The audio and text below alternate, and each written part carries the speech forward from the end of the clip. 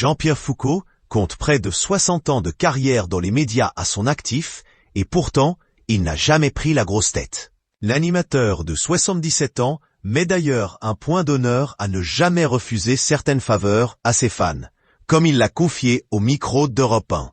L'ancien présentateur de Qui veut gagner des millions a noué un lien fort avec son public depuis ses débuts à la radio dans les années 60. Aujourd'hui encore, il assure chaque année la présentation de l'élection Miss France et les téléspectateurs ne sont pas prêts à voir le maître de cérémonie changer.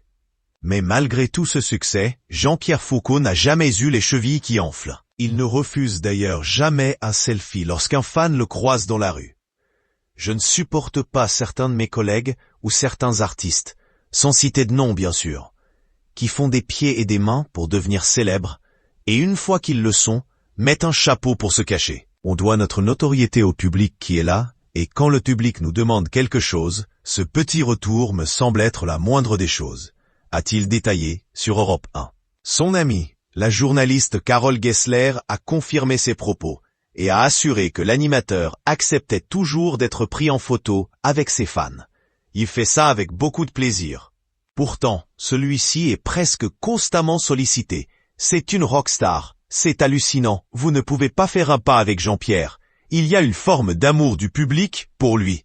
Si Jean-Pierre Foucault sait qu'il doit sa carrière en grande partie à son public, la mort de son père, décédé brutalement alors qu'il n'avait que 14 ans, a également influé sur son destin. Nous habitions Marseille. Mon père avait une entreprise d'import-export et il avait une succursale à Alger.